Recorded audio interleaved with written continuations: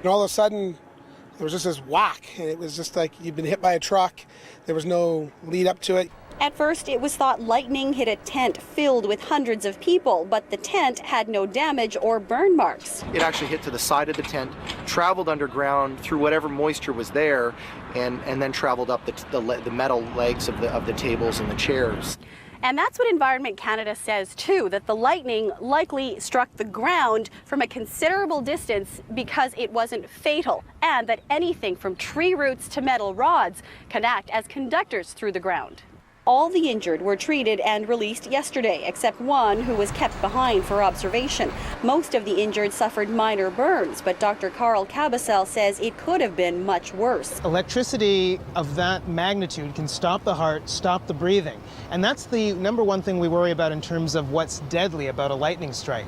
The lightning struck during a weekend of extreme weather that began with a heat alert and ended with a thunderstorm that turned roads into lakes, caused basement flooding, and knocked out power to thousands in Scarborough. Consequently, with that type of hot weather, we'll see these flash thunderstorms come through, which cause significant damage to certain types of infrastructure. Yesterday's storm proved too much for the ground at this Scarborough park. It gave way and caused a huge sinkhole. It's pretty crazy. I mean, I remember tobogganing down it with school about maybe 15 years ago, but yeah, this is ridiculous.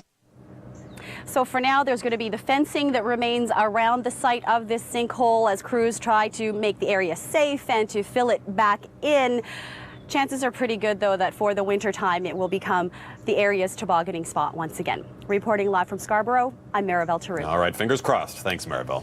And if you find yourself in a lightning storm, here's how you stay safe. First, find a solid structure with 4 walls and a roof and stay away from the windows. If you can't do that, a vehicle with a solid metal roof is the next safest place. And if you're really in a lurch and neither of those are around, find low ground and minimize your contact by crouching or sitting cross-legged. And a shocking statistic for you. Environment Canada says lightning can strike with deadly force from as far away as 17 kilometers. Incredible. To put that in perspective, that is the distance from the CN Tower to the Scarborough Town Centre. So, best to stay indoors for 30 minutes after the last rumble of thunder.